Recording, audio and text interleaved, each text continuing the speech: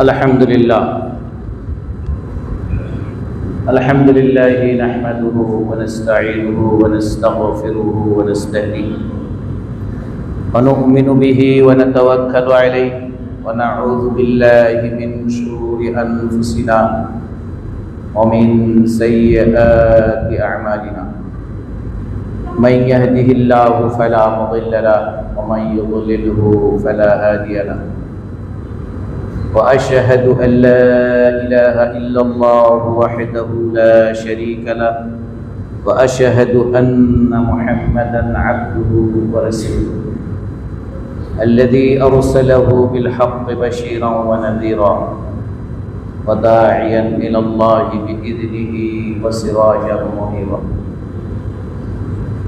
الذي أرسله بالهدى ودين الحق ليظهره على الدين كله ولو كره المشركون الذي بلغ الرسالة وأدى الأمانة ونصح الأمة وكشف الغمة وجاهد في سبيل الله حق جهاده وتركنا على المحجة البيضاء ليلها كنهارها لا يزيغ عنها إلا هالك اللهم صل على محمد كما صليت على إبراهيم وعلى آل إبراهيم إنك حميد مجيد اللهم بارك على محمد وعلى آل محمد كما باركت على إبراهيم وعلى آل إبراهيم إنك حميد مجيد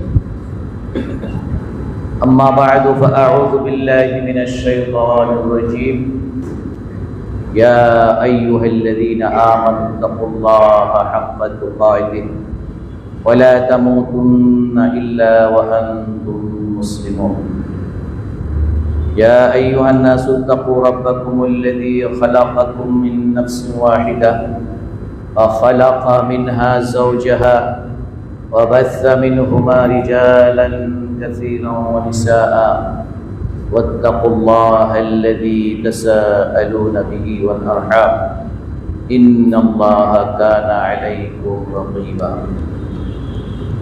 يا أيها الذين آمنوا اتقوا الله وقولوا قولا سديدا يصلح لكم أعمالكم ويغفر لكم ذنوبكم ومن يطع الله ورسوله فقد فاز فوزا عظيما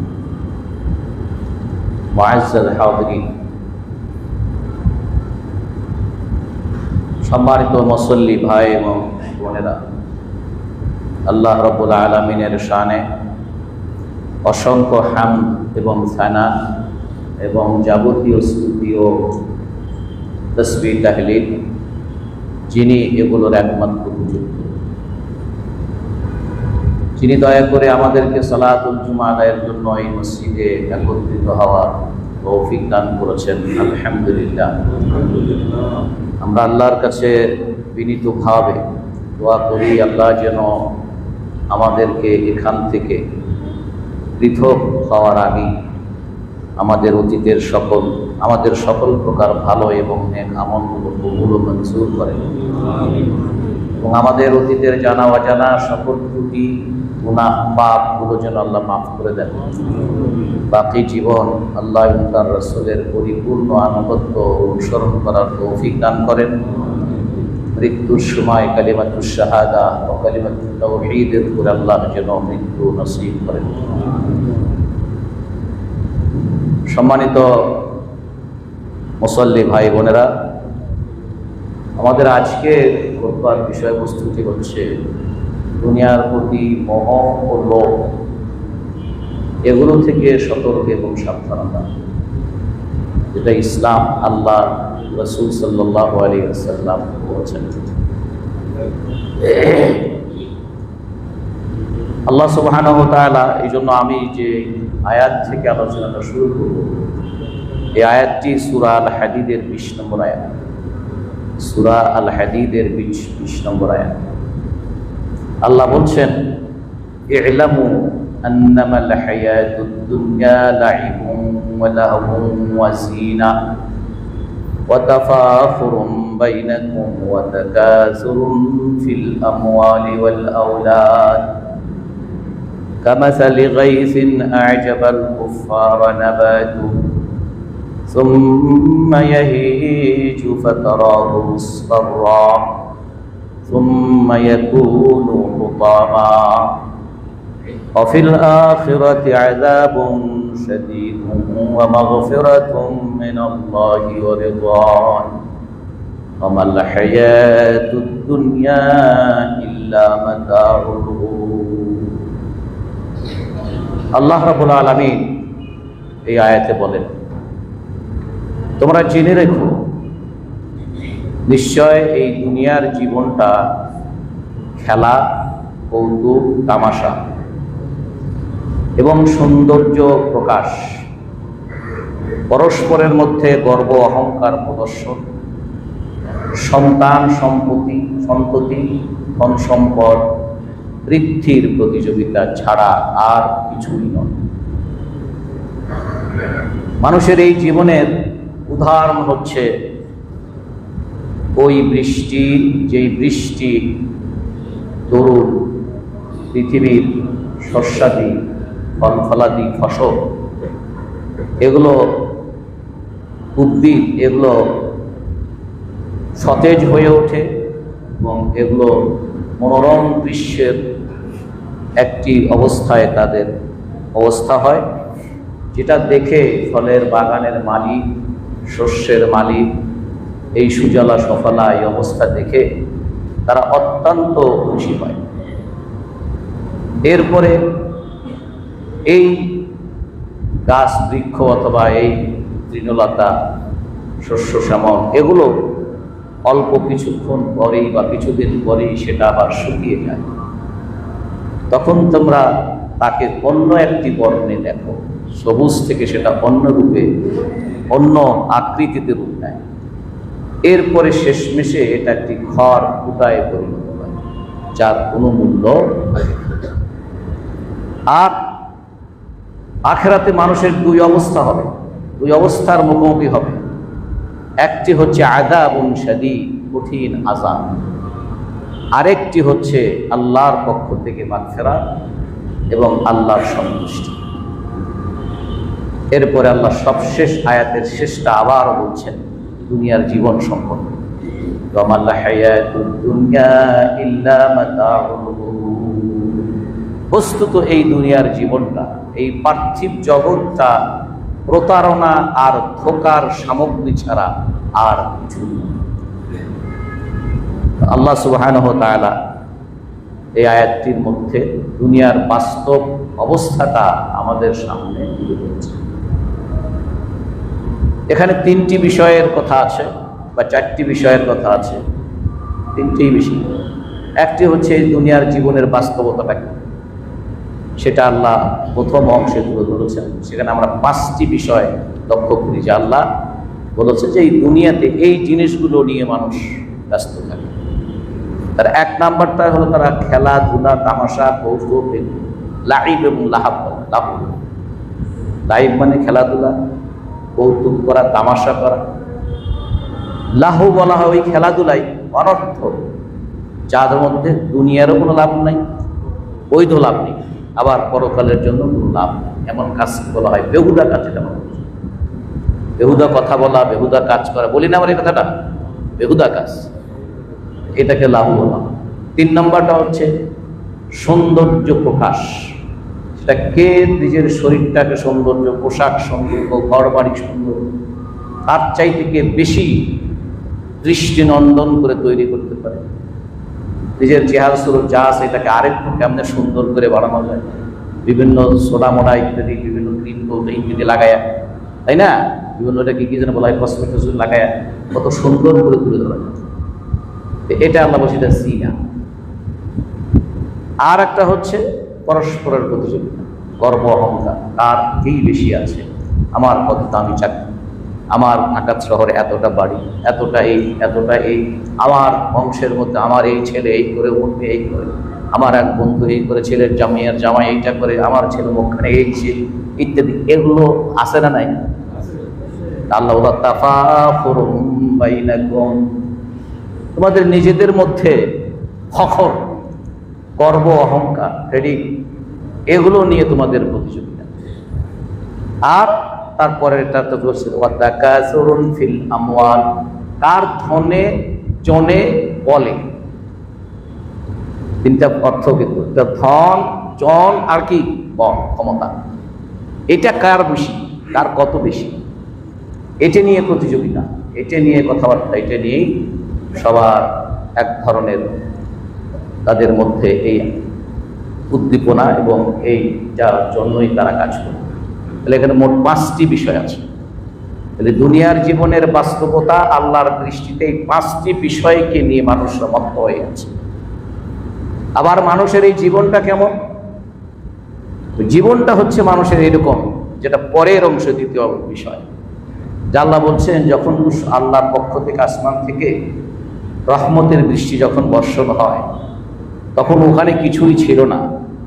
কৃষক সেখানে তার বীজটা জমিনের মধ্যে দিয়ে আসছে, বৃষ্টি হয়, সেখান থেকে উদ্ভিদের মতো উৎকীর্ণ হয় এবং একটি পর্যায়ে খুবই দৃষ্টি নন্দন একটি সবুজ শ্যামলায় সেটায় পরিণত হয়। সবুজ ঘাস, সবুজ পাতা, সবুজ ফসলাদি। এই জন্য যখন মনে করেন শস্যের মৌসুম যখন আসে, শস্যে তখন যে সেগুলো এক জায়গায় অনেক জমি জমি একসাথে আছে, সেখানে শস্যের আবাদ যখন হয়, সব যখন হলুদ বর্ণের হয়, অনেকেই যায় ছবি তোলে, অনেকেই সেখানে দাঁড়িয়ে থাকে, ওখানে কাঠ হয়ে, শীত হয়ে, কুকুর হয়ে যায়। এমনকি মেয়েরা যারা খেতে যায় না, এরাও যায় ওখানে ছবি আছে কিনা এগুলা। তাহলে এটা দৃষ্টিনন্দন। ধানের ক্ষেত যখন হয় তখন এত সুন্দর সবুজ। সুতরাং সবুজের এই সমারোহ আল্লাহ বলছেন তাহলে এই রূপে রূপান্তরিত হয়। এইটার উপরে কি থাকে, এই অবস্থায় কি থাকে? আল্লাহ বলছেন সুম্মা ইয়াহিজ, তারপর এটা শুষ্ক হয়ে যায়, শুকিয়ে যায়। ফাতারাহু মুসফাররা, এখন আর সবুজ দেখা যায় না। এখন কি আর সবুজ দেখা যায় না, হলুদ বর্ণ হয়ে যায় বা অন্য বর্ণের হয়ে যায়। এটাই শেষ নয়, সুম্মা ইয়াকুনু হুতামা, তারপরে এটা একেবারেই অকেজ, ফেলে দেওয়ার উপযুক্ত হয়ে এটা খড় কুটায় পরিণত হয়েছে। কিসের মধ্যে পরি হয়ে যায়? খড় কুটায় পরিণত হয়ে যায়। এই একটা বিষয় আল্লাহ এখানে বলছেন। এইটাকেই আল্লাহ মানুষের জীবনের সাথে, মানুষের জীবনের বিভিন্ন পর্যায়ের সাথে উদাহরণ দিয়েছেন। এই যে আল্লাহ কামাসালি গাইসিন, ওই বৃষ্টির মতো, যে বৃষ্টি ফলে উদ্ভিদ যখন শস্য সজল সুফলা হলো, তখন তা কৃষককে কি করলো? আনন্দ দিল। আজাবাল কুফারা নাবাতু, কুফার শব্দটা শুনতেছেন না? কুফার মানে আমরা কি জানি? কাফের, তাই না? কুফার মানে কি? কাফের। কাফেরের বহু বচন কুফার। তো এখানে শাব্দিক অর্থে এই জন্য কৃষককেও কাফের বলা হয়। ভুল বুঝেন না বল, কৃষককেও কি বলা হয়? কাফের। কারণ কাফের শব্দটার অর্থ হচ্ছে কোনো জিনিসকে লুকিয়ে রাখা। কৃষক যখন ক্ষেতের চাষ করে, অনেক বীজগুলো তারা মাটির মধ্যে কি করে রাখে? লুকিয়ে রাখে। এই জন্য তাকে শব্দগত অর্থে তাকে কাফের বলা হয়, ওই কাফেরটাকে। এবার ভুল বুঝে যাবেন না, নিজের ভুল বোঝাটাকে অন্যের বোঝা হবেন না, কথা হচ্ছে। তাহলে আল্লাহ সেইখান থেকে বলছে আজাবাল, কাফেরের বহু বচন কি? কুফার। কৃষকদেরকে এই উদ্ভিদ সুজলা সুফলা, এই উদ্ভিদ কৃষকদেরকে আনন্দ দেয়। আজাবা মানে আনন্দ দেয়, আল কুফারা কৃষকদেরকে, নাবাতু যে উদ্ভিদ জন্ম নিল, যে বীজগুলো চারায় রূপান্তরিত হলো, তাকে বড় আনন্দ দেয়। কারণ এটা এখন সবুজ শ্যামল ফসল হয়েছে, যা দৃষ্টিনন্দন, যা দৃষ্টি আকর্ষণ করে। এরপরে সেটা কি হয় সেটা বললেন সুম্মা ইয়াহিজ। সুতরাং মানুষের জীবনের সাথে সেটা উদাহরণ দিয়েছেন। আর 3 নম্বর বিষয়বস্তু হচ্ছে পরকালের দুটো অবস্থার মুখোমুখি হবে মানুষ। একটি হচ্ছে কঠিন শাস্তি, আরেকটি হচ্ছে আল্লাহর পক্ষ থেকে ক্ষমা এবং আল্লাহর সন্তুষ্টি অর্জন। আর শেষে আল্লাহ আবার ওই আয়াতের শুরু, যেহেতু পার্থিব জীবন নিয়ে, পার্থিব দুনিয়ার অবস্থা তুলে ধরেছেন, আল্লাহ কনক্লুড করেছেন আয়াতকে, ওমাল হায়াতুদ দুনিয়া ইল্লা মাতাউল গুরুর। আর দুনিয়ার জীবনের বাস্তবতা শুধুমাত্র এই দুনিয়ার জীবনটার বা দুনিয়ার যত ভোগ সামগ্রী মত আছে, যত সৎ সম্পদ আছে, সম্পত্তি আছে, সবগুলো ধোঁকা প্রতারণা ছাড়া অন্য আর কিছু। দুনিয়ার জীবনটা কি, দুনিয়ার সমস্ত সামগ্রীকে, সমস্ত সম্পদকে আল্লাহ এটা প্রতারণা বলছে। এভাবে আয়াত শেষ করেছে। এইভাবে কোরআনে কারিমে তাহলে 5টি বিষয় বলছেন। একটি হচ্ছে লাইব, লাহু, জিনা, তাফাখুর, তাকাসুর। এভাবে আল্লাহ কোরআনে কারিমের এই দুনিয়ার বাস্তব অবস্থাটা বহু আয়াতে একই ধরনের অর্থে, শব্দের পার্থক্যে কোরআনে কারিমের অনেক আয়াত আল্লাহ এই কথাটি তুলে ধরেছেন। সূরা আল আনআমের 32 নম্বর আয়াতে আল্লাহ বলছেন, ফামাল হায়াতুদ দুনিয়া ইল্লা লাইবুন ওয়া লাহবুন। শুনলেন না, লাইবুন ওয়া লাহবুন, এর আগের আয়াত আছে। আল্লাহ বলছেন এই দুনিয়ার জীবন কিছুই না, শুধুমাত্র খেল তামাশা ছাড়া। খেল তামাশা ছাড়া এই দুনিয়ার জীবনটা আর কিছুই নাই। তবে তাহলে এর বিপরীতে ওয়ালাদ-দারুল আখিরাতু খায়রুল লিল্লাযিনা ইয়াত্তাকুন। কিন্তু যারা তাকওয়ার নীতি অবলম্বন করে, যারা তাকওয়ার জীবন গঠন করে, তাদের জন্য তো আখিরাতের জীবনটাই হচ্ছে উৎকৃষ্ট জীবন। কারণ কি? যেহেতু অন্যায় এটা কেননা খায়রুন ওয়া আবকা, ওয়ালাদ-দারুল আখিরাতু খায়রুন ওয়া আবকা। কারণ শেষ পরকালের জীবনটা তো সেটাই উত্তম এবং সেটাই স্থায়ী। দুনিয়ার জীবনটা স্থায়ী, অস্থায়ী। এই আয়াতে আল্লাহ তা বলছেন। আবার সূরা আনআমের 70 নম্বর আয়াতে আল্লাহ বলছেন, দেখেন আল্লাহ সব বলে দিয়েছেন কার সাথে থাকবেন, কার সাথে সম্পর্ক ত্যাগ করবেন, সঙ্গ ত্যাগ করবেন। সূরা আল আনআমের 70 নম্বর, আগেরটা বললাম আল আনআমের 32 নম্বর, এটা 70 নম্বর। আল্লাহ বলছেন ওয়াযারিল্লাযীনা ইত্তাখাযু দীনাহুম লাইবান ওয়া লাহওয়া। যারা আল্লাহর এই দ্বীনকে এতটাই হেয়, এতটাই তুচ্ছ-তাচ্ছিল্য মনে করে, খেল তামাশা মনে করে দিনটাকে, এই ধরনের লোকদের সম্পর্ক ছিন্ন করো, এই সব ধরনের লোকদের সাথে থেকো না। যাদের কাছে আল্লাহর দ্বীনের কোনো গুরুত্ব নাই, দ্বীনকে তাদের কাছে কিছুই না, দ্বীনকে তার এরকম পরিত্যাগ করা তাদের জন্য কিছুই না। আল্লাহ বলছেন এদেরকে ত্যাগ করো। কে বলছেন? ওয়াজার, মানে ছেড়ে দাও, ত্যাগ করো। আল্লাযীনা ইত্তাখাযু, যারা গ্রহণ করেছে তাদের দ্বীনকে একটা কৌতুক হিসেবে, খেলনার বস্তু হিসেবে। আমাদের দ্বীন মানার ভাব দেখলে আয়াত আমাদের জন্য প্রযোজ্য হয়ে যায়। তো দ্বীনকে আমরা কতটুকু গুরুত্ব দিই, ইসলামের বিধানকে আমরা কতটুকু গুরুত্ব দিই, আল্লাহ এবং আল্লাহ রাসূলের নিয়ম কানুন, বিধিবিধান, আইন কানুন, হুকুম আহকাম কতটা গুরুত্ব দিই আমরা। আমাদের জীবনের পণ্যগুলো যেগুলো দুনিয়ার সাথে সম্পর্কিত, যেগুলো দুনিয়ার জীবনে দুনিয়ার হিসেবে যেগুলো আমার পাওয়া দরকার, সেগুলোর তুলনায় আল্লাহর দ্বীনকে আমি কতটুকু গুরুত্ব দিই।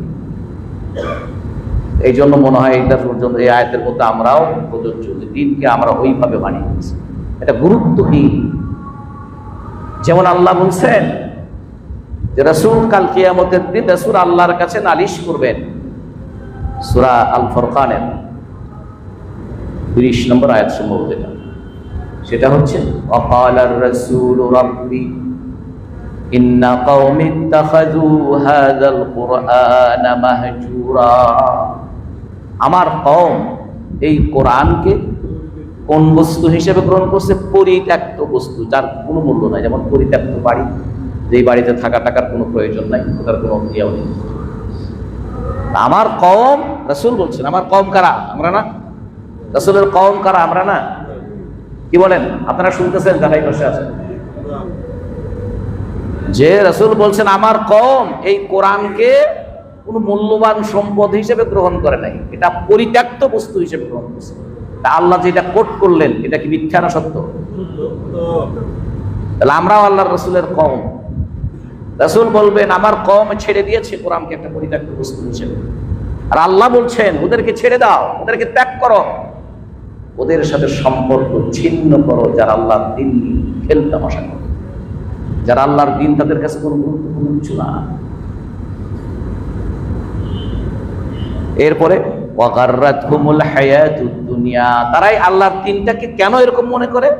কারণ যেহেতু দুনিয়ার চাকচিক্য, দুনিয়ার পাওনা, দুনিয়ার সম্পদ, দুনিয়ার ভোগ বিলাসের সামগ্রী, দুনিয়ার পদ পজিশন, এগুলো তাদেরকে ধোকায় ফেলে রেখেছে, এগুলো তাদেরকে ধোকায় ফেলে রেখেছে, এগুলো তাদের এই জন্য তার জীবনের ওই যে ধরেন আমাদের এখন তো প্রেসিডেন্ট নিয়ে ঘুরতে যাচ্ছে, বুঝছে না? মনে করেন যে বাংলাদেশে যখন তাহলে এত আন্দোলন সংগ্রাম, তাদের কিন্তু যিনি এখন যাচ্ছেন তার জীবনের এই ওই যে লেখছে আজকের পত্রিকায় যে ওটা কি বঙ্গভবন না, প্রেসিডেন্ট যেখানে থাকে বঙ্গভবনের পথে অমুক দেখছে, বঙ্গপথ নেই। হয়তো তার জীবনের এই টার্গেট ছিল যে আল্লাহ রাজনীতি যেহেতু করতেছি একবার যদি ওখানে যেতে পারতাম, এখন যাচ্ছে। কি বলেন ঠিক না? ওয়াগাররাতহুমুল হায়াতুদ দুনিয়া, দুনিয়ার জীবন তাদের কাছে তাদেরকে ধোঁকায় ফেলে রেখেছে। এই জন্য আল্লাহর দ্বীন নিয়ে এই কিছুদিন আগে ওই ব্যক্তি কিন্তু এরকম কথা বলছে যে ইসলামে নামাজ রোজা করলেই যথেষ্ট, আর কিছু দরকার নেই, বলছে কিনা? তাদের কাছে দ্বীন কি কোনো গুরুত্বপূর্ণ বিষয়? যে তারাই মুসলিম জাতির নেতৃত্ব দিচ্ছে, যাদের কাছে আল্লাহর দ্বীন পছন্দনীয়। আল্লাহর দ্বীন কি যাদের কাছে মানার বিষয় নয়, তারাই মুসলিমদের নেতৃত্ব দিচ্ছে, মুসলিমদের সম্পদের তারাই পাহারাদার, মুসলিমদের ঈমান আমল, তাদের নিরাপত্তা তাদের কাছে, তাদের হাতে আছে। সুতরাং ভাইয়েরা, এই জন্য কোরআন আমরা পড়ি, কোরআনকে নিজের জীবনের সাথে মিলিয়ে পড়তে হবে। وَذَرِلَّذِينَ اتَّخَذُوا دِينَهُمْ لَعِبًا وَلَهْوًا وَغَرَّتْهُمُ الْحَيَاةُ الدُّنْيَا, দুনিয়ার জীবন তাদেরকে প্রতারিত করে রেখেছে, মরীচিকার মধ্যে ফেলে রেখেছে। এই জন্য আল্লাহ বলছেন, অন্য আয়াতে রাসূলও বলছেন যে দেখতে দেখা যাচ্ছে মরীচিকার মতো, কাছে গেলে দেখা যায় কিছুই না, কাছে গেলে দেখা যায় কি? এভাবে আল্লাহ সুবহানাহু ওয়া তাআলা আমাদের দুনিয়ার জীবনটা তুলে ধরছে, পরে আমরা আবার আসবো সেখানে। এই জন্য যারা এই দুনিয়ার জীবনের এই অবস্থার মধ্যে পড়ে থাকবে, কিয়ামতে তাদের অবস্থাটা হবে এই যে আল্লাহ সেদিন তাদের দিকে তাকাবেন না, তাদেরকে ভুলে যাবেন এবং আল্লাহ বলবেন আমি তোমাদের সম্পর্কে ভুলে গেছি, মানে কি তোমাদের জন্য যেই জায়গা রাখছি ওইটাই তোমাদের জন্য অবধারিত, এখান থেকে আর নতুন কিছু নাই, যেমন তোমরা দুনিয়াতে আমাকে ভুলে গিয়েছি। আল্লাহ বলছে ফালিয়াউমা নানসাহুম কামা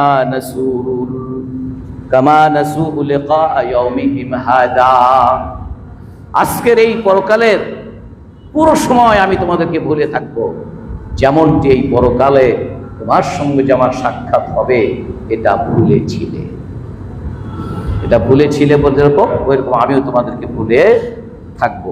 আল্লাহ সুবহানাহু ওয়া তাআলা সূরা আরাফের 51 নম্বর আয়াত। আল্লাহ রাসূল সাল্লাল্লাহু আলাইহি ওয়াসাল্লাম কিয়ামতের দিনের একটি হাসরের মাঠের বর্ণনা দিয়ে একটি হাদিসে, লম্বা হাদিসে আল্লাহ রাসূল সাল্লাল্লাহু আলাইহি ওয়াসাল্লাম বলছেন, সহিহ মুসলিমে এবং সহিহ ইবনে হিব্বান এই হাদিসগুলোতে এই হাদিসটি কোট করা হয়েছে। আল্লাহ রাসূল সাল্লাল্লাহু আলাইহি ওয়াসাল্লাম লম্বা হাদিস, এক পর্যায়ে আল্লাহ তার বান্দাকে জিজ্ঞাসা করবেন, বান্দারে আলাম উসাখির লাকাল ইবিলা ওয়াল খাইল, এই দুনিয়া থেকে আমি তোর জন্য আরামে চলাফেরা করার জন্য ঘোড়া, উট, বাহন এগুলোর কি আমি ব্যবস্থা করে দেইনি তোকে? আমি কি তোকে নেতৃত্ব দেওয়ার জন্য সেই নেতা বানাইছিলাম না? তুমি লোকদের উপর নেতৃত্ব দিয়ে বেরিয়েছ। আমি কি তোমাকে প্রসিদ্ধ করেছিলাম না তোমার সমাজে? এমনকি আমি তোমার চাহিদা মতো যেই স্ত্রীটাকে, যেই মেয়েটাকে তুমি বিয়ে করতে চেয়েছো, ওই মেয়েটিকে বিয়ে করার জন্য আরো কিছু যুবক তারা আগ্রহী ছিল, কিন্তু আমি তোমার জন্য এই মেয়েটাকে তোমার সাথে বিয়ের ব্যবস্থা করেছি। এগুলোর কি দাম দিয়েছ? আমার কাছে আসতে যে হবে, আমার সঙ্গে সাক্ষাৎ যে হবে, এগুলোর জবাব তোমাকে একদিন দিতে হবে, এটা কি ভেবেছ? তখন ওই বান্দা বলবে, আল্লাহ আসলে তো ভুলে গেছিলাম, এগুলো আপনি দিছেন, কিন্তু আপনার সঙ্গে যে সাক্ষাৎ আমাদের হবে এটার হিসেব নিকেশ দিতে হবে, এটা কি হয়েছিলাম, আমি ভুলে গিয়েছিলাম। তখন আল্লাহ তখনই বলবেন ফালিয়াউমা ফায়াকুলু ফাইন্নী আনসাকা কামা নাসিতানি, আমিও বান্দারে আমিও তোরে ভুলে গেছি যেমন তুই আমাকে ভুলে গিয়েছিস। আল্লাহ কোরআনেও বলছে, রাসূল সেই হাদিসেও বলছেন যে এই দিন বান্দারা সেটা বলবে। বান্দা তখন আল্লাহ যখন তাকে এভাবে জিজ্ঞাসা করবে, সে তখন বলবে যে বাবু জিনিস। এরপরে আল্লাহ সুবহানাহু ওয়া তাআলা যে ওই উদ্ভিদ, তারপরে গাছপাতা ইত্যাদির ব্যাপারে যেটা বললেন, তার সাথে মানুষের সম্পর্কে আল্লাহ সুবহানাহু ওয়া তাআলা অন্য আয়াতেও বলছেন। এই আয়াতে যেমন বলছেন, এই আল্লাহ অন্য আয়াতেও বলছেন আলাম তারা আন্নাল্লাহা আনজালা মিনাস সামা, বৃষ্টির ফলে যে শস্য শ্যামল উদ্ভিদ ফসল ইত্যাদি এগুলো বেড়ে ওঠে, এগুলো পুনর্জন্ম নেয়, এগুলোর সুজলা সুফলা হয়। আল্লাহ অন্য আয়াতেও সে কথাটা তুলে ধরেছেন। সূরা আজ-জুমার এর 21 নম্বর আয়াত আল্লাহ বলছেন আলাম তারা, দ্বিতীয় অংশের আয়াতের সাথে আরেকটা আয়াত বলছেন আলাম তারা আন্নাল্লাহা আনজালা মিনাস সামাই মাআ ফাসালাকাহু ইয়ানাবিআ ফিল আরদি সুম্মা ইয়াখরুজু বিহি যারআ মুখতালিফান আলওয়ানুহু সুম্মা ইয়াহিজ ফাতারাহু মুসফাররান সুম্মা ইয়াজআলুহু হুতামা।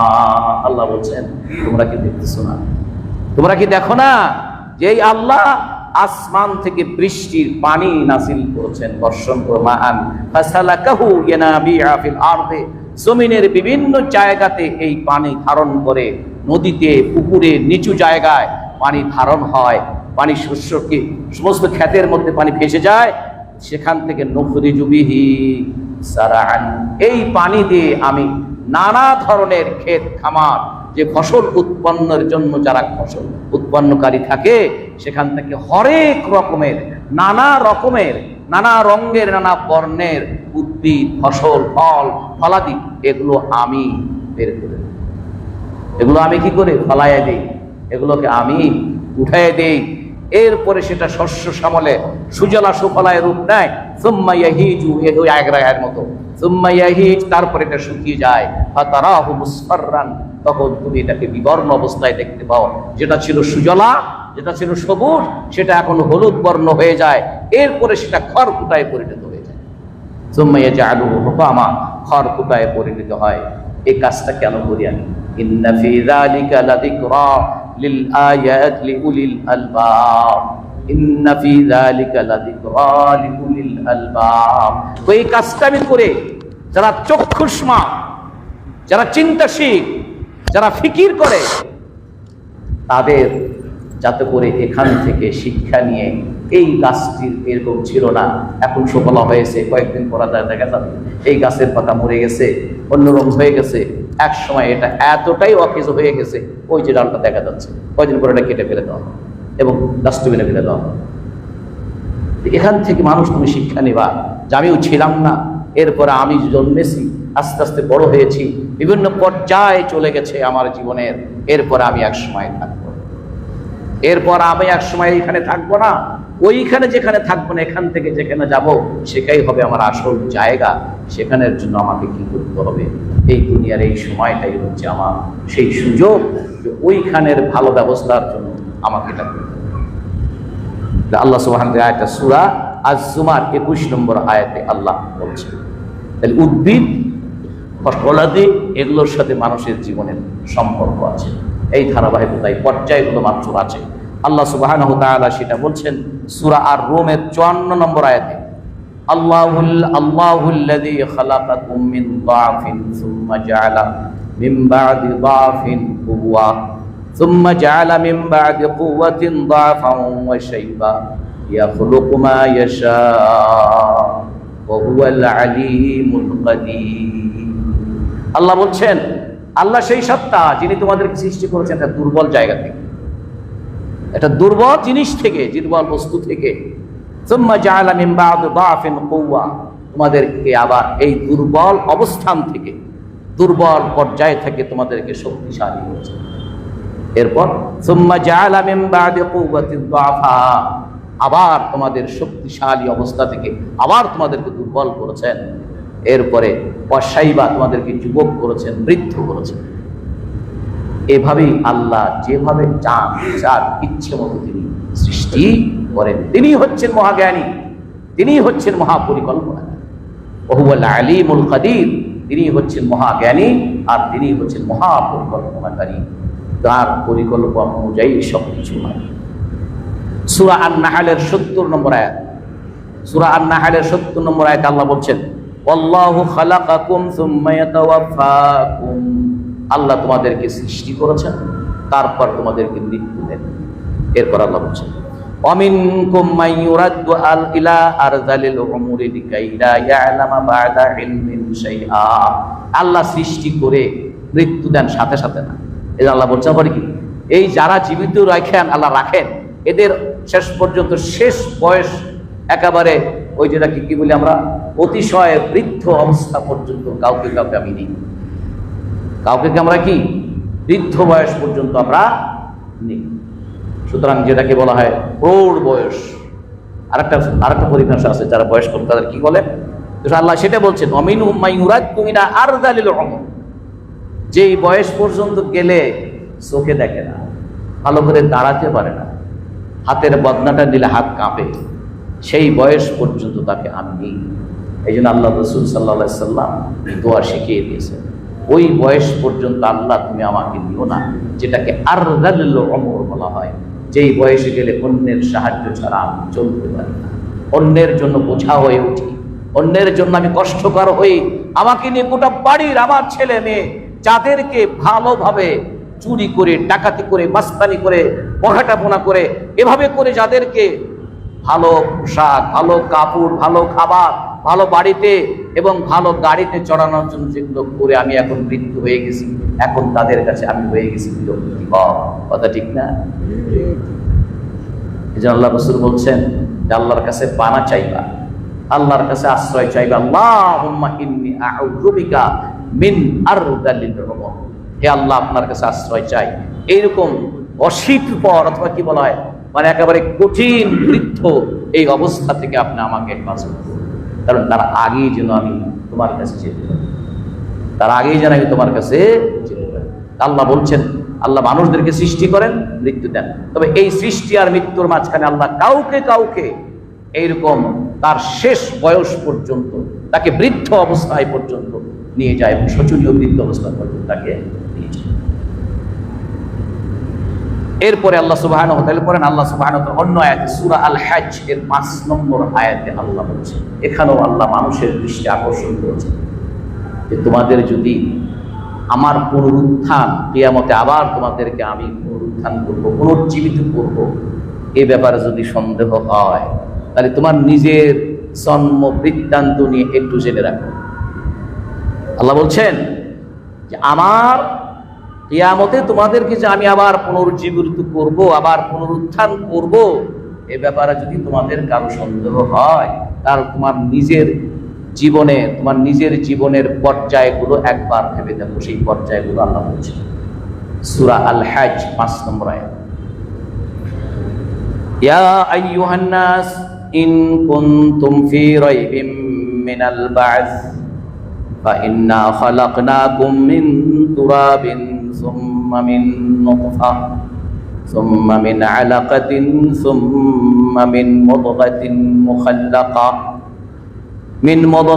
مخلقة وغير مخلقة لنبين لكم ونقر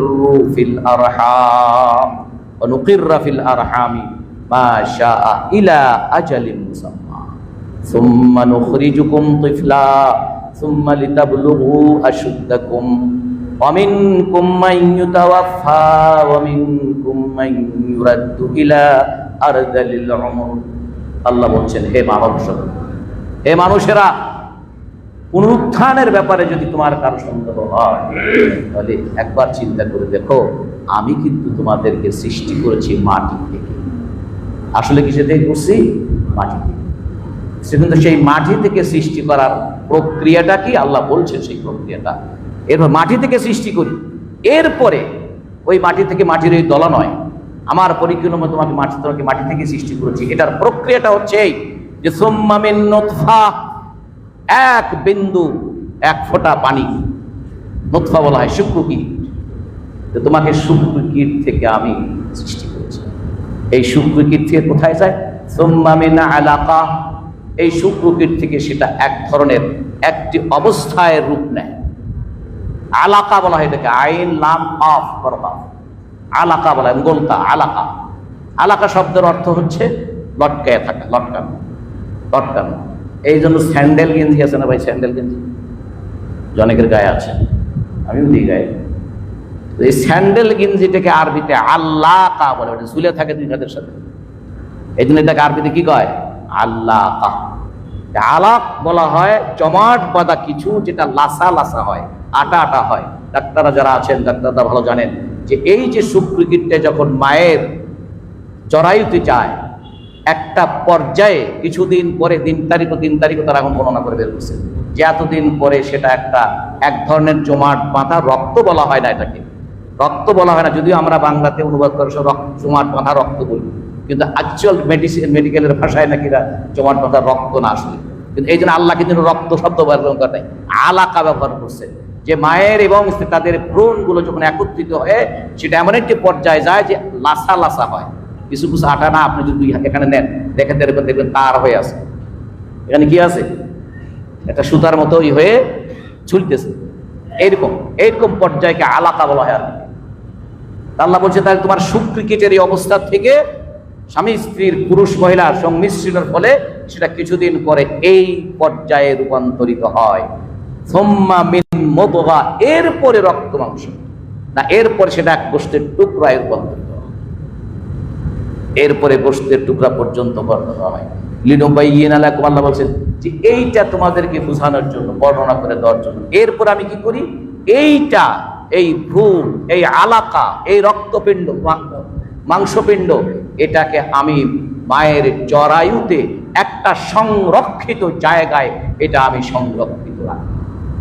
ডাক্তাররা বলেছেন এই জন্য জরায়ের চতুর্পার্শ্বে মেয়েদের যে হাড় থাকে সেটা অত্যন্ত কঠিন শক্ত হাড় দিয়ে চতুর্দিকে ঘেরাও করে থাকে। আল্লাহ যেন বলছে ফিল আরহাম নুকিররু ফিল আরহাম, এটাকে আমি রেহেমের মধ্যে, জরায়ুর মধ্যে সংরক্ষিত করে রাখি। অন্য আয়াতে আল্লাহ বলছেন ফি কারারিম মাকিন, অত্যন্ত মজবুত, অত্যন্ত শক্তিশালী ওই জায়গাটা, যে বাইরের চাপ চুপ ইত্যাদি যেন ওই ভ্রূণটাকে, ওটাকে নষ্ট করতে না পারে, ওইটা যেন চাপটা না লাগে। এই যে চতুর্দিকে আমি এরকম শক্ত হাড় দিয়ে রেখেছি, এবং যেটাকে আল্লাহ কোরআনের ফি কারারিম মাকিন, অত্যন্ত তৃপ্তিদায়ক, সম্পূর্ণ নিরাপদ একটি জায়গাতে মানুষের, তোমার ভ্রূণ, তোমার যে তুমি যে মায়ের গর্ভে গেছো, এটা যাতে করে তুমি সময়ে পরে এই দুনিয়াতে আসতে পারো, এই জন্য ওই জায়গাটা আমি তোমাকে সংরক্ষিত অবস্থায় রেখেছিলাম। আল্লাহ নুকিররু ফিল আরহাম মা শাআ ইলা আজালিম মুসাম্মা, আল্লাহ যতদিন চেয়েছেন ততদিন পর্যন্ত, ওই যে 10 মাস বলেন, 9 মাস 10 দিন বলেন, যেটা সাধারণত যে সময়ের মধ্যে এই নির্ধারিত, আল্লাহ কিন্তু বলেন না 9 মাস, আল্লাহ কিন্তু বলেন না এই 10 মাস 10 দিন, আল্লাহ বলছেন একটা নির্ধারিত সময় পর্যন্ত আমি সেখানে রাখি। তারপরে কি করি, সুম্মা নুখরিজুকুম তিফলা, ওই যে এক বিন্দু শুক্রকীট, এক ফোঁটা শুক্রকীট ছিল, এটাকে আমি একটি মানব শিশু আকারে সেখান থেকে আবার বের করে নিয়ে আসি। সুম্মা নুখরিজুকুম তিফলা, তিফল বলা হয় শিশু, শিশু হিসেবে তাকে সেখান থেকে বের করে নিয়ে আসে। তারপরে এই শিশুটি সুম্মা লিতাবলুগু আশুদ্দাকুম, এরপরে এই শিশুটি আস্তে আস্তে বড় হয়ে শক্তিশালী যুবকে পরিণত হয়। শক্তিশালী কিসে পরিণত হয়? যুবকে পরিণত হয়। এরপর আমিনকুম মাইয়ুতাওফা, এই ধারাবাহিকতার মধ্য দিয়ে হয়তোবা যুবক বয়স পর্যন্ত দেখা যায় অনেকেই মারা যায়।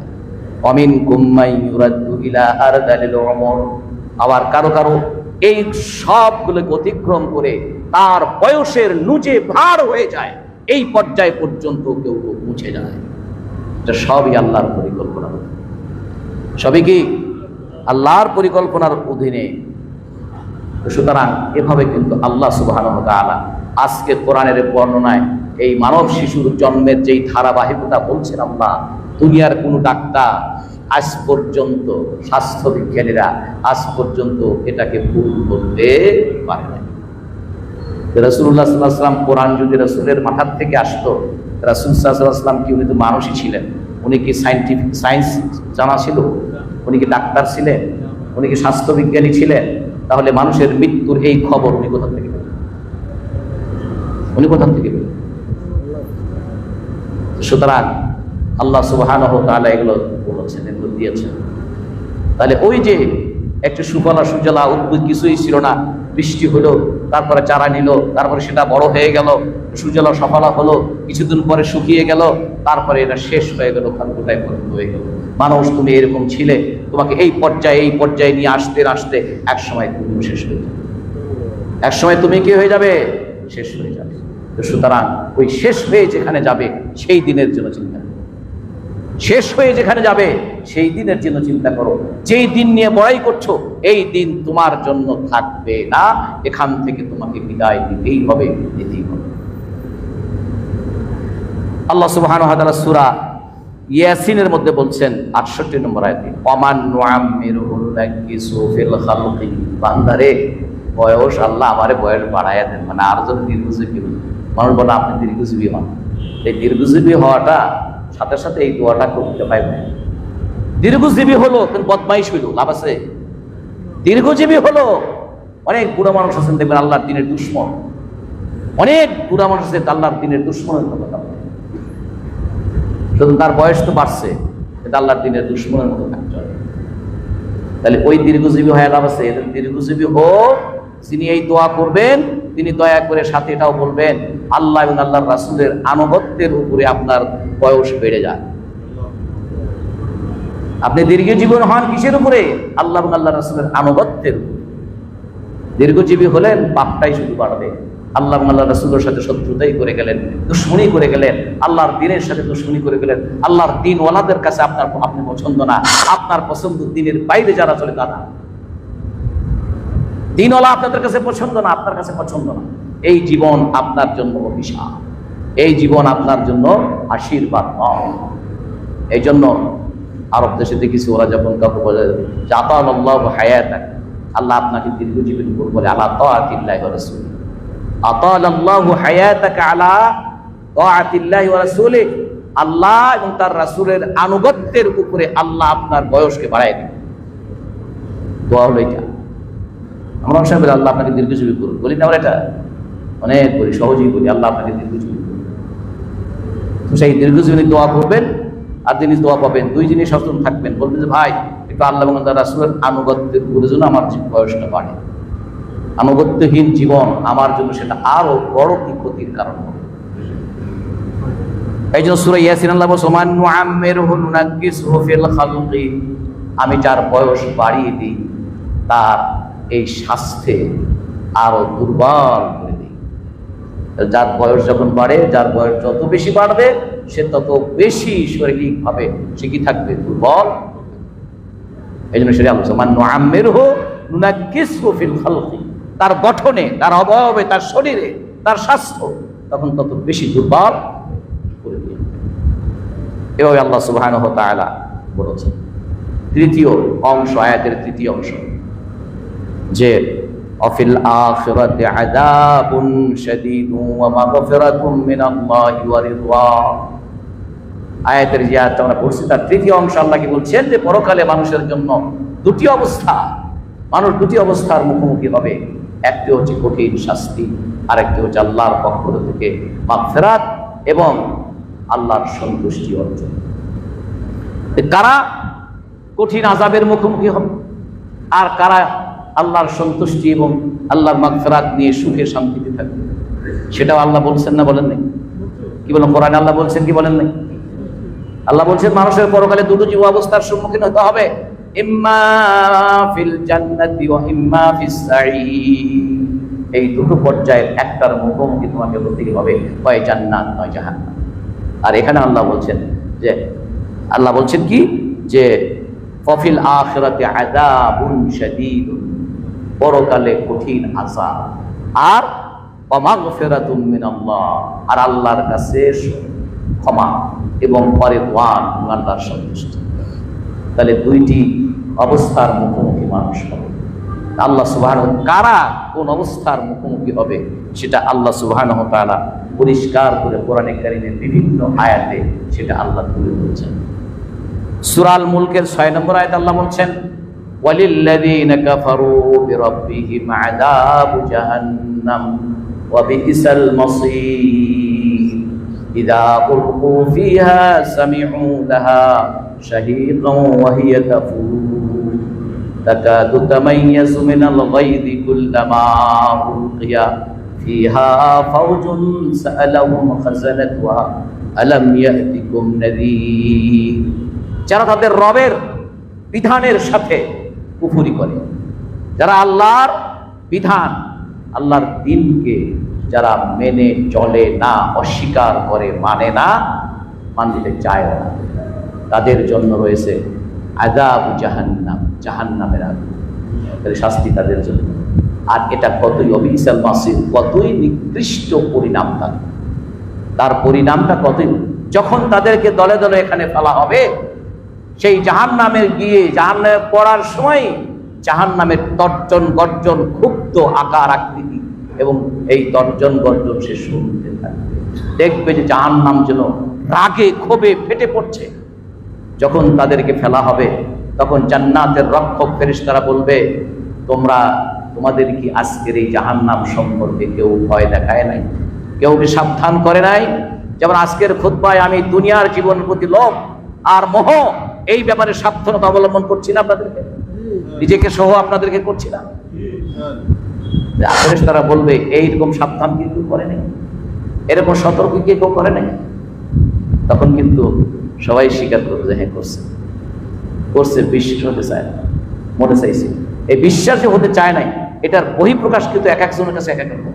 কারোর কাছে মনে হয় হুজুর একটা কয়, এছাড়া কোনো কিছু, এছাড়া কোনো ওয়াজে নেই আমাদের, এই ওয়াজে কি এটা আপনার না মানার,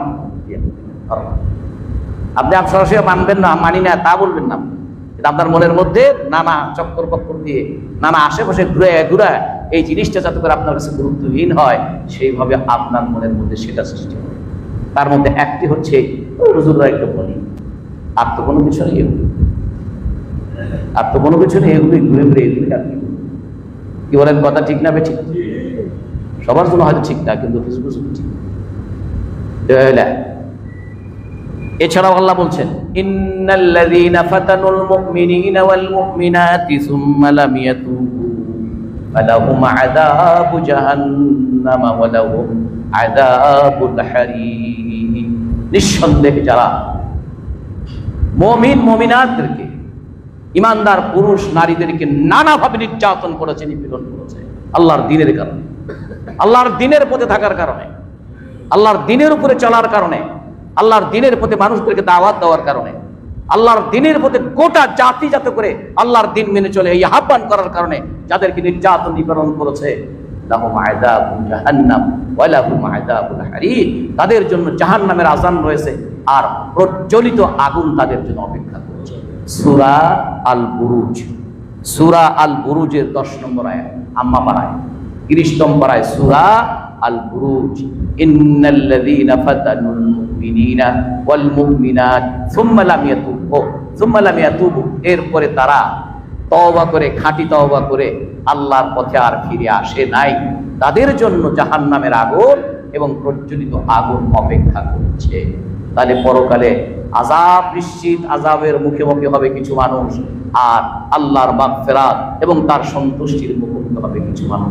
আল্লাহ বলে দিয়েছে সেই আযাবের মুখোমুখি কারা হবে আর শান্তির মুখোমুখি কারা হবে, তাদের কথা আল্লাহ বলছেন।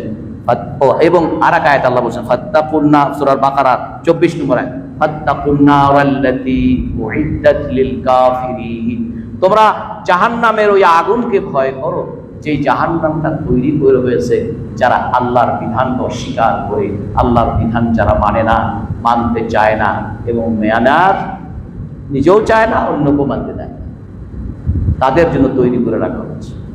আর মাগফিরাত কাদের জন্য? আল্লাহ বলছেন একই সূরা বুরুজের 11 নম্বর আয়াত, ইন্নাল্লাযীনা আমানু ওয়া আমিলুস সালিহাতি লাহুম জান্নাতুন তাজরি মিন তাহতিহাল আনহার যালিকাল ফাউজুল কাবীর। আল্লাহ বলছেন নিঃসন্দেহে যারা ঈমান এনেছে, আল্লাহর বিধান মেনে নিয়েছে এবং আল্লাহর বিধান অনুযায়ী আমল করেছে, আল্লাহর বিধানকে বাস্তবায়ন করেছে, ভাগ করে নাই যে এটা পরকালের জন্য, শুধু দুনিয়ার জন্য আল্লাহর দিনের প্রয়োজন, পরকালে মৃত্যুর পর থেকে ওইটার জন্য আল্লাহর দিন মানা লাগবে, পরকালে মৃত্যুর পরের থেকে দুনিয়ার জীবনের জন্য আল্লাহর দিন মানা লাগবে না। এইভাবে যারা করছে, কেউ বলছে মানাই লাগবে না আল্লাহর, কেউ এই বেলা কিছু মানি, ওই বেলা কিছু মানি না। এটা সবগুলো না মানার মধ্যে, সবগুলো এগুলো না মানার মধ্যে। আল্লাহ বলছেন যারা ঈমান এনেছে এবং সেই অনুযায়ী কর্ম করেছে, লাহুম জান্নাতুন তাজরি মিন তাহতিহা আল-আনহার, তাদের জন্য রয়েছে জান্নাত যার নিচ দিয়ে নানা ধরনের নদ নদী প্রবাহমান। আর আল্লাহ বলছেন যালিকাল ফাউজুল কাবীর, এটাই হচ্ছে মহান সফলতা। এই জন্য আল্লাহ এই জান্নাতের দিকে দৌড়াইতে বলছেন। আর ওই যে মাগফিরাতের কথা, যে লাহুম মাগফিরাতুন ওয়া রিদওয়ানুম মিনাল্লাহ, আল্লাহ সেই মাগফিরাতের দিকেও দৌড়াতে বলছেন, মাগফিরাত পাওয়ার জন্য দৌড়াতে বলছেন, প্রতিযোগিতা করতে বলছেন। সূরা আলে ইমরানের কত নম্বর আয়াত? ওয়াসারিউ ইলা মাগফিরাতিম মির রাব্বিকুম ওয়া জান্নাতিন আরদুহাস সামাওয়াতু ওয়াল আরদু উইদ্দাত লিল্লাযিনা আমানু। আল্লাহ বলছেন তোমরা আল্লাহর মাগফিরাত আর ওই জান্নাতের দিকে প্রতিযোগিতা করে দৌড়াও, যেই জান্নাতের প্রশস্ততা হচ্ছে আসমান সমূহ এবং জমিনের চাইতেও বেশি। এটা আল্লাহ ঈমানদারদের জন্য তৈরি করে রেখেছে। কাদের জন্য? ঈমানদারদের জন্য, কাফেরদের জন্য নয়। আল্লাহর বিধান যারা মানবে না, আল্লাহর বিধানের সাথে যারা বেয়াদবি করবে, তাদের জন্য নয়। যারা আল্লাহর বিধান মানবে এবং আল্লাহর বিধান মেনে চলবে, তাদের জন্য আল্লাহ তৈরি করে রেখেছে। সূরা আল হাদীদের যে হাদীস আমরা পড়লাম 20 নম্বর আয়াত, এর 21 নম্বর আয়াতে, সম্ভবত 21 নম্বর আয়াতে আল্লাহ বলছেন সাবিকু ইলা মাগফিরাতিম মির রাব্বিকুম ওয়া জান্নাতিন আরদুহা কাআরদিস সামাই ওয়াল উইদ্দাত লিল মুত্তাকিন। তোমরা আল্লাহর মাগফিরাত এবং ওই জান্নাতের দিকে দৌড়াও, আগের মতো, আগের আয়াতের মতো দৌড়াও, যেই জান্নাতের প্রশস্ততা আসমান জমিনের সমান। আল্লাহ মুত্তাকিদের জন্য তৈরি করে রেখেছে। এরপরে ওই আয়াতে, আগের আয়াতে ঈমানদারদের জন্য তৈরি করে রেখেছেন, তাদের কিছু গুণাবলী বলছে। এই আয়াতে মুত্তাকিদের জন্য তৈরি করে রেখেছেন, তাদেরও কিছু গুণাবলী পরবর্তী আয়াতে আল্লাহ বলছেন। সুতরাং সম্মানিত ভাইয়েরা এবং বোনেরা, দুনিয়ার প্রতি লোভ মোহ এটাই আমাদেরকে পরকালকে ভুলিয়ে রাখে, পরকালের জীবনকে আমাদের ভুলিয়ে দেয়। আল্লাহ আমাদেরকে তৌফিক দান করুন কথাগুলো বোঝার, আমল করার। বারাকাল্লাহু লানা ওয়া লাকুম ফিল কুরআনিল আযীম ওয়া নাফা'নি ইয়্যাকুম বিমা ফিল আয়াতি ওয়া যিকরিল হাকীম। আকুলু কাওলি হাযা ওয়া আস্তাগফিরুল্লাহ লি ওয়া লাকুম ওয়া লিসাইরিল মুমিনিন ফাস্তাগফিরুহু ইন্নাহু হুয়াল গফুরুর রাহিম। الحمد لله وحده والصلاة والسلام على من لا نبي بعد. أما بعد فإن أحسن الحديث كتاب الله وأحسن الهدي هدي محمد صلى الله عليه وسلم وشر الأمور محدثاتها وكل محدثة بدعة وكل بدعة ضلالة وكل ضلالة في النار أو كما قال عليه الصلاة والسلام. معزز الحاضرين, তাহলে আমাদের আয়াতের একবার শেষ অংশটা ওয়ামাল হায়াতুদ দুনিয়া ইল্লা মাতাউল গুরুর, এটা আমরা রেখে দিলাম। ইনশাআল্লাহ আগামী জুমাতে আমরা এটা নিয়ে আলোচনা করব। এর সাথে রিলেটেড যে আয়াতগুলো আছে, হাদিসগুলো আছে, রাসূল সাল্লাল্লাহু আলাইহি ওয়াসাল্লাম যা বলেছেন সেগুলো আপনাদের সামনে পেশ করার চেষ্টা করব। আল্লাহ আমাদের সকলকে তৌফিক দান করুন, যা শুনি তা মানার এবং তা আমল করার তৌফিক যেন আল্লাহ আমাদেরকে দান করেন। যেগুলো আমাদের জন্য আমলের মতো নয়, আল্লাহ যেন সেগুলো আমাদের মন থেকে ভুলিয়ে দেন, সেগুলো যেন আমরা ভুলে যাই, যাতে করে যেটা প্রয়োজন নাই সেটা যেন আমাদের মনে রাখার দরকারও নেই। আল্লাহ যেন সেই ব্যবস্থা আমাদের জন্য করেন। عباد الله صلوا على نبيكم حيث امركم ربكم بالصلاه والسلام عليه فقال ان الله وملائكته يصلون على النبي يا ايها الذين امنوا صلوا عليه وسلموا تسليما. اللهم صل وسلم وبارك على نبيك محمد وعلى اله وصحبه وسلم. وارض اللهم عن الصحابه خصوصا ابي بكر وعمر وعثمان وعلي وعن بقيه اصحاب رسول الله صلى الله عليه وسلم اجمعين وعن التابعين لهم ومن تبعهم بإحسان إلى يوم الدين وعنا معهم برحمتك يا أرحم الراحمين. ربنا آتنا في الدنيا حسنة وفي الآخرة حسنة وقنا عذاب النار.